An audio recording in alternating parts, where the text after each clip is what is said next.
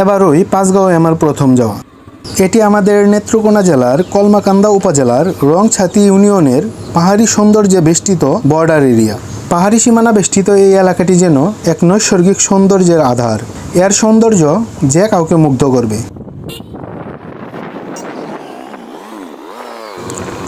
এখানে আসার পর আমরা আমাদের বাইকগুলোকে প্রথমেই জমা রাখি, আর এর জন্য আমাদেরকে 20 টাকা করে একটি টোকেন নিতে হয়। প্রত্যেকটি বাইকের জন্য একটি করে টোকেন, আর প্রত্যেকটি টোকেনের মূল্য হচ্ছে কি 20 টাকা। আর এরই মধ্যে মন মাতানো পাহাড়ি সৌন্দর্য দেখা যেতে থাকে।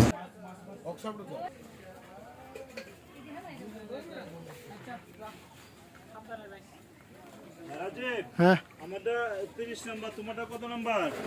4 নাম্বার। 32 সাকিলেটা কত নাম্বার? গাড়ি এখানে নাম্বারটা একটু ইয়া করো। বাইক জমা রাখার পর প্রথমে আমরা সবাই ঝর্ণায় গোসল করার উদ্দেশ্যে রওনা হই।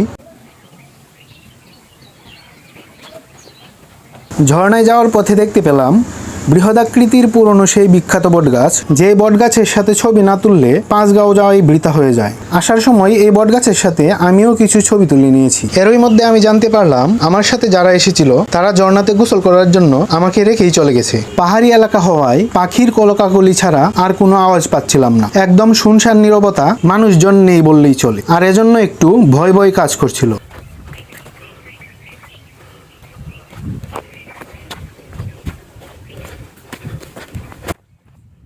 কিছুটা এগোনোর পরেই দেখতে পেলাম কয়েকজন লোক খেতে কাজ করছে। আর আমি যেহেতু ঝর্ণায় যাওয়ার রাস্তা চিনি না, সেই জন্য ওনাদের কাছে ঝর্ণায় যাওয়ার রাস্তা কোনটা সেটা জিজ্ঞাসা করে নিয়েছি। আচ্ছা, ঝর্ণা কোন দিকে? রাস্তা কোন দিক দিয়া? এই দিক দিয়ে চল। ঝর্ণার রাস্তা কোন দিকে সেটা জিজ্ঞানোর পর আমি ঝর্ণার দিকে এগোতে থাকলাম।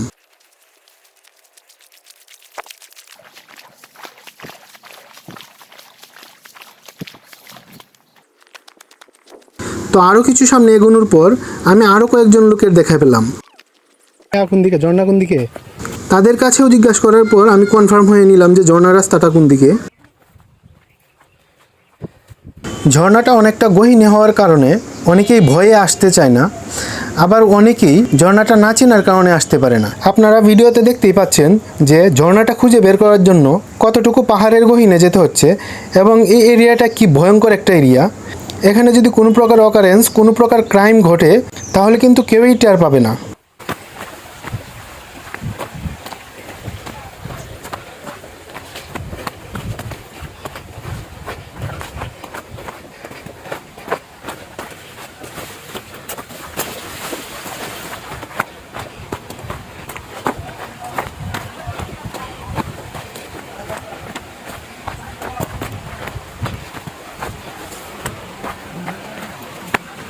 কিছুক্ষণ হাঁটার পর আমি আমার সঙ্গীদের দেখতে পেলাম, এবং আমার সঙ্গীরা ছাড়াও এখানে অসংখ্য মানুষ ছিল যারা এখানে ঝর্ণায় গোসল করছিল, এবং তাদের মধ্যে অনেকেই অনেক দূর দূরান্ত থেকে এসেছে।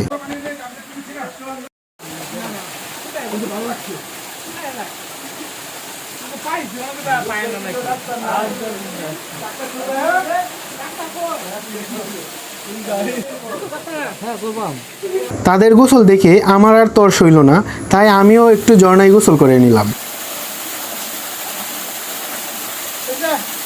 তারপর জানতে পারলাম যে পাশে একটা ছোট ঝর্ণা আছে, আর সেই ঝর্ণায় যেতে হলে একটু পাহাড় বাইতে হবে।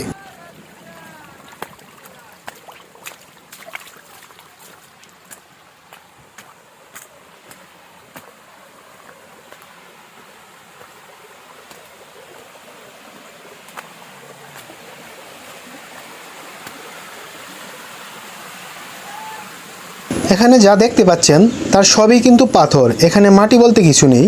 এই পাথরগুলো এত পরিমাণ পিচ্ছিল যে এই পাথরগুলোতে যদি কারো পা স্লিপ কাটে তাহলে তাকে হাসপাতালে যেতে হবে শিওর, এমনকি মৃত্যু পর্যন্ত ঘটতে পারে।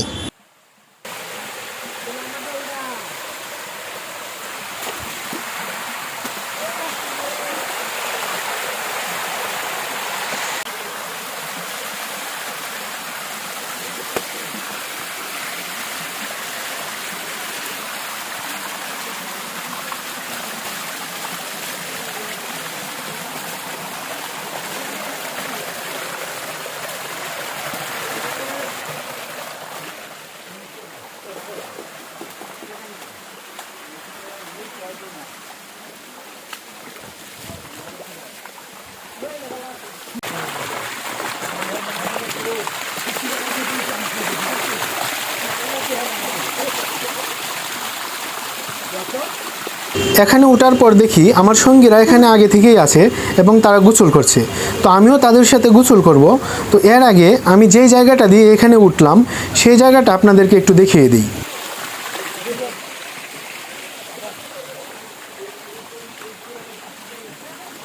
জানি না ভিডিওতে কেমন দেখাচ্ছে, কিন্তু ওঠানামা করার জন্য এই জায়গাটা আসলে একটি রিস্কি জায়গা।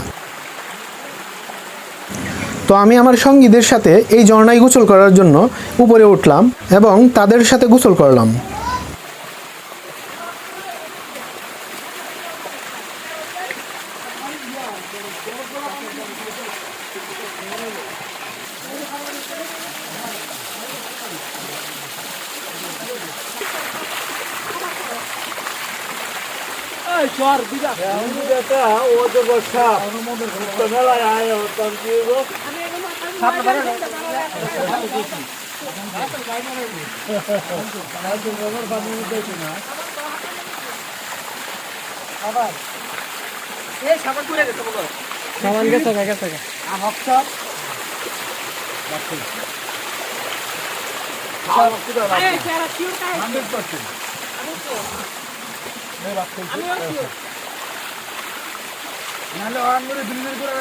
গোসল শেষ হওয়ার পর আমরা সবাই নেমে গেলাম, কিন্তু আমার নামতে একটু ভয় করছিল, যদি পা স্লিপ কেটে পড়ে যাই।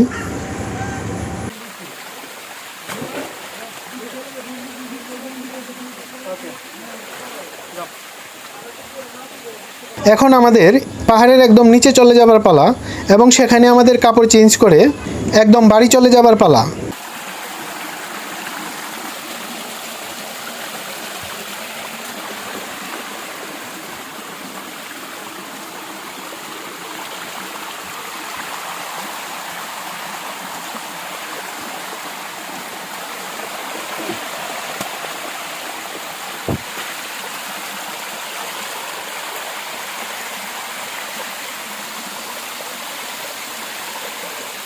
তো পুরো ভিডিওটি দেখার জন্য অসংখ্য ধন্যবাদ। ভালো থাকবেন, সুস্থ থাকবেন। আল্লাহ হাফেজ।